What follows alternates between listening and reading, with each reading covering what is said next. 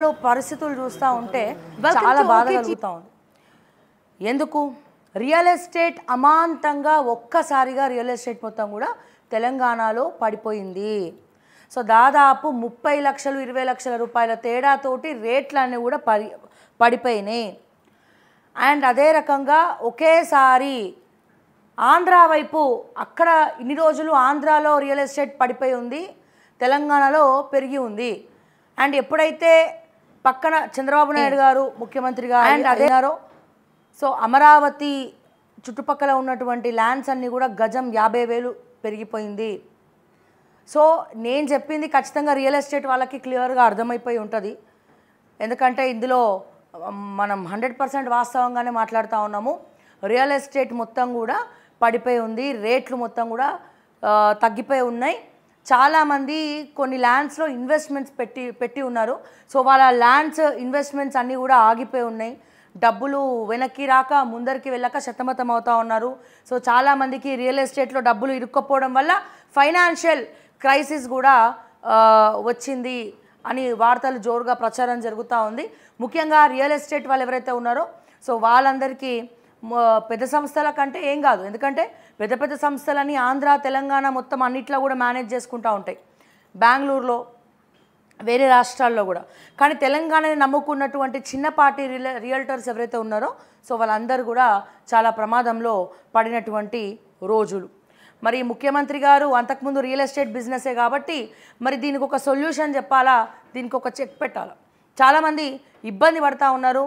So ముఖ్యంగా మాదాపూర్ లాంటి ఏరియాల్లో కూడా అపార్ట్మెంట్ ఫ్లాట్స్ రేట్లు అమాంతం తగ్గిపోయినాయి. అంటే చాలా మంచి విషయం. రేట్లు తగ్గినాయి అనుకోండి, మిడిల్ క్లాస్ ఫ్యామిలీలు కొనుక్కుంటారు,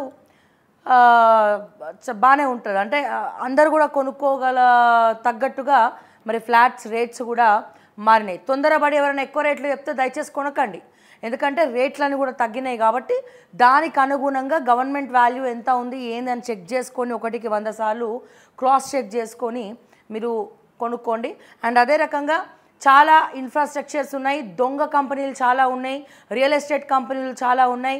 మొన్న 2 నెలల క్రితం రసజ్ఞ కన్స్ట్రక్షన్స్ గురించి మనం మాట్లాడుకున్నాము. అసలు దాని ఆఫీస్ ఎక్కడుందో తెలియదు, దాని ఓనర్ ఎవడో తెలియదు, ఏం తెలియదు. అపార్ట్మెంట్ లేపేసిండు, అసైన్డ్ భూములు కబ్జా పెట్టిండు. దాదాపు 11-15 సంవత్సరాల నుంచి ఈ వ్యవహారాన్ని నడుస్తూ ఉన్నది అక్కడ అసైన్డ్ భూములు గుంజుకొని. అయితే దీని వెనకాల సత్యం రామలింగరాజు కొడుకు ఉన్నాడు. ఆ కొడుకు సత్యం రామలింగరాజు కొడుకు కేటీఆర్తో చేతులు కలిపి అక్కడ ఉన్నటువంటి కొంపలిలో ఏదైతే సినీ ప్లానెట్ ఉందో దాని ఆపోజిట్గా మెయిన్ రోడ్ మీద కడుతున్నటువంటి ఆ అపార్ట్మెంట్ ఏదైతే ఉందో అదంతా కూడా అసైన్డ్ భూమిలో కడుతున్నారు. కోర్టులో లిటిగేషన్ ఉంది. ఎవరైతే అసైన్డ్ భూముల ఓనర్స్ ఉన్నారో వాళ్ళు లాక్కోలేక పీక్కోలేక లబోదిబం అంటున్నారు. అట్లీస్ట్ మీకు దండం పెడతాం, మాకు వచ్చిన రేట్ అయినా ఇవ్వండి అని చెప్పి అనుకుంటున్న ససేమిరా 10 సంవత్సరాలు ఈ బీఆర్ఎస్ ప్రభుత్వం ఉన్నప్పుడు కేటీఆర్ అండదండలు చూసుకొని సత్యం రామలింగరాజు కొడుకు వీర లెవెల్లో రెచ్చిపోయి మరి ఇటువంటి కబ్జాలు ఎన్నో చేసి ఆయన రియల్ ఎస్టేట్ను ఆయన కంపెనీలని ముందరికి తీసుకెళ్ళి వెళ్ళిండు. ఎందుకు? కేటీఆర్ అత్యంత సన్నిహితుడు, చాలా క్లోజ్ కాబట్టి. ఎంత క్లోజ్ అంటే సాయంత్రం 6 గంటల తర్వాత సత్యం రామలింగరాజు కారు తీసుకొని వస్తే కేటీఆర్ సత్యం రామలింగరాజు కలిసి ఒక దగ్గరకు పోతారు. ఇక ఎక్కడికి పోతారు, ఏం చేస్తారు? ఈ కోవిడ్ టైంలో అమాంతం రోడ్ ఎట్లొచ్చేసింది, రాత్రికి రాత్రి రోడ్ ఎట్లేసిండ్రు కేబుల్ బ్రిడ్జ్ వెనకాల గుట్టల బేగంపేట దగ్గర. సో ఎందుకు అక్కడ కొత్త రూట్ ఏర్పాటు చేసారు, అక్కడ ఎవరు గెస్ట్ హౌస్ ఉంది, ఇవన్నీ మాట్లాడితే సార్ తీగలాగితే డొంకంతా కదులుతుంది.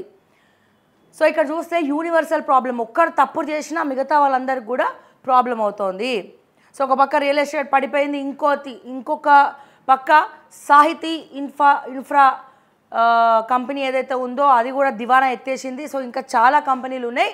ప్లాట్లు లేకుండానే, మొక్కలు లేకుండానే ఇగో ఇక్కడ అందమైన ప్రపంచం మీకు చూపిస్తాం, అబ్బో అత్యద్భుతమైనటువంటి ప్రకృతి ఇక్కడ ఉంటుంది, గంధపు మొక్కలు ఉంటాయి, అవి ఉంటాయి ఇవి ఉంటాయి అని చెప్పి చెక్కులు తీసుకొని గింగిరాల చుట్టూ తిరుగుతూ ఉన్నారు. తర్వాత ఏం చేస్తున్నారు, పోలీసులతోటి వీళ్ళందరూ పోయి కేసులు పెడతా ఉంటే పోలీస్ స్టేషన్లో పోలీసులు కూడా వాళ్ళతో చాలామంది కుమ్మక్కైపోయి ఆ కేసుని కొట్టేయడము, వాళ్ళని కాపాడే ప్రయత్నం చేయడము అండ్ అట్లాగే సామాన్య ప్రజలకు ఎగనామం పెట్టడం అనేది చాలా ట్రెండ్గా ఇప్పుడు మారుతున్నటువంటి పరిస్థితి. ఇప్పుడు కాదు, గత 10 ఏళ్లలో ఇది జరుగుతూ ఉంది. ఇప్పుడు కూడా స్టిల్ అదే జరుగుతూ ఉన్నాయి. చాలా కంపెనీలు బోర్డులు తిప్పేసి ఎత్తేస్తూ ఉన్నారు. సో నిజంగా చాలా బాధాకరం. మరి దీనికి అన్నిటికీ చెక్ పెట్టాలంటే ఏం చేయాలి? దీన్ని కూడా ప్రక్షాళన చేయాల్సినటువంటి పరిస్థితి రేవంత్ రెడ్డి గారి మీద, తెలంగాణ ముఖ్యమంత్రి గారి మీద ఉంది. అండ్ అలాగే రెవెన్యూ శాఖ మంత్రి పొంగులేటి శ్రీనివాస్ రెడ్డి గారి మీద కూడా ఇది ఉంది. అండ్ మంత్రుల అండదండలు చెప్పుకొని కూడా వీళ్ళు వాళ్ళ పేర్లు చెప్పుకొని కూడా పబ్బం కల్పించుకుంటా ఉన్నాడు. అండ్ రీసెంట్ టైమ్స్లో ఎత్తేసినటువంటి ఒక కంపెనీలో మన్నే గోవర్ధన్ రెడ్డి హస్తం ఉంది. మన్నే గోవర్ధన్ రెడ్డి కూడా దీంట్లో ఇన్వాల్వ్ అయి ఉన్నాడు. అండ్ కొంతమందిని మేనేజ్ చేసుకొని బయట ఉన్నట్టు కూడా తెలుస్తూ ఉన్నది. ఈ మన్నే గోవర్ధన్ రెడ్డి ఎవరికి బినామీ? కేటీఆర్కి బినామీ.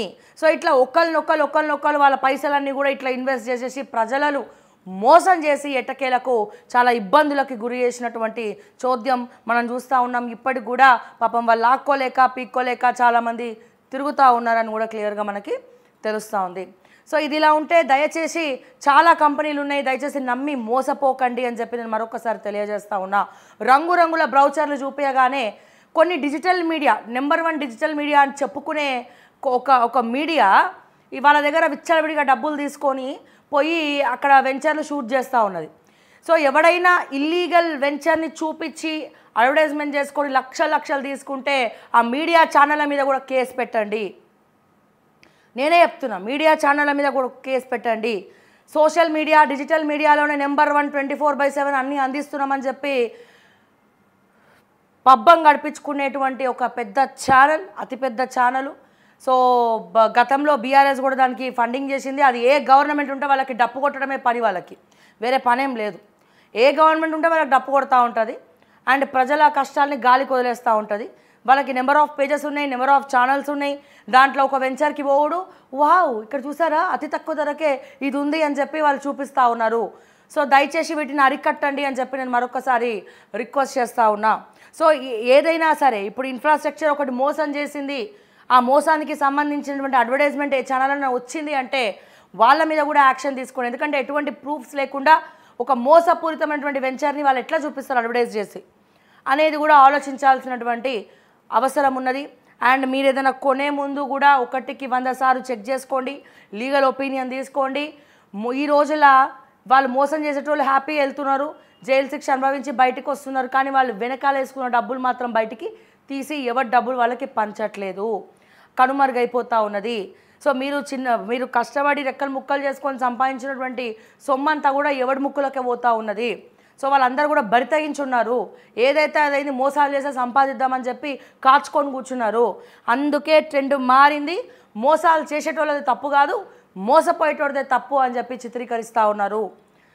సో కష్టపడి సంపాదించినోడికే దాని విలువ తెలుస్తూ ఉంటుంది. సో దయచేసి ఇటువంటి మోసాలని అరికట్టండి. ఎవరు కూడా, నేను మళ్ళీ చెప్తా ఉన్నా, మళ్ళీ పోలీస్ స్టేషన్కి పోతే ఎవ్వరు కూడా, నేను చెప్తా ఉన్నా, పెద్ద ఐపీఎస్లు కమిషనర్లు వాళ్ళ మంచి వాళ్ళు అయి ఉండొచ్చు, కానీ కొన్ని స్టేషన్స్లో అందరిని అనట్లే. మొన్న చూసారు కదా ఆ ఎస్ఐ భాగవతం చూసిన కదా, ఇన్స్పెక్టర్ కానిస్టేబుల్ని కూడా వదిలిపెట్టలేనటువంటి పరిస్థితి, ఎంత మూర్ఖంగా ప్రవర్తించాడు. సో ఇటువంటి పోలీసులు, లంచానికి అమ్ముడుపోయే పోలీసులు, రియల్ ఎస్టేట్ కంపెనీలను కాపాడే పోలీసులు, 100 కోట్ల స్కామ్ జరిగితే అందులో నాకెంత కమిషన్ ఇస్తావు, నేను నిన్ను బయటపడేస్తా అని చెప్పే పోలీసులు. సో వీళ్ళందరూ కూడా ఎక్కువైపోయి ఉన్నారు. తర్వాత మీరు కొనుక్కొని పోలీస్ స్టేషన్కి పోయి ఇట్లా ఇబ్బంది అవుతుంది అట్లా ఇబ్బంది అవుతుంది అంటే వాళ్ళ తర్వాత కేసు కొట్టేస్తారు, ఏదో తూతూ మంత్రంగా ఎఫ్ఐఆర్ ఫైల్ చేస్తారు. అసలు దొంగలు తప్పించుకుంటున్నారు, ఎవడో ఒకడికి ఇంత డబ్బులు ఇచ్చి కేసు వేసుకొని వాళ్ళని బొక్కలో వస్తున్నారు. సో ఇది జరుగుతూ ఉన్నది. సో దయచేసి అప్రమత్తంగా ఉండండి. అండ్ అలాగే తెలంగాణలో రియల్ ఎస్టేట్ రేట్లు అమాంతం పడిపోయి ఉన్నాయి. సో చాలా ఇబ్బందికరంగా మారింది సిచ్యువేషను. సో ఆంధ్రాలో పెరిగినాయి, తెలంగాణలో తగ్గినాయి. సో మరి దీనికి కారణం ఏంటి, దీనికి కారణం ఎవరు? సో ఎలక్షన్స్ ఉండడం వల్ల ఎక్కడిదక్కడ డబ్బులు స్టక్ అయిపోవడం, ఎలక్షన్స్ అయిపోయి కూడా చాలా రోజులైంది, రిజల్ట్స్ వచ్చి కూడా చాలా రోజులైంది. మరి అడ్మినిస్ట్రేషన్ మీద ఒకసారి దృష్టి పెట్టాలా? ఇన్వెస్టర్స్ అందరూ మరి ఎందుకు వెళ్ళిపోతున్నారా? మరి ఇక్కడ ఇన్వెస్ట్ చేయట్లేదా? లేకపోతే అక్కడ చంద్రబాబు నాయుడు వచ్చాడని చెప్పి అక్కడ డెవలప్మెంట్ స్టార్ట్ అయింది, అక్కడ రైల్వే లైన్ కూడా తీసుకొచ్చుకున్నాడని పట్టుపోతున్నారా? ఏం జరుగుతుందో అర్థం కావట్లేదు. బట్ దీన్ని ఇమీడియట్గా మీరు ఒకసారి ఆలోచించాలి అని చెప్పి నేను మరొకసారి తెలియజేస్తా ఉన్నా. అండ్ ఒకసారి మరిన్ని వార్తల కోసం పేపర్ల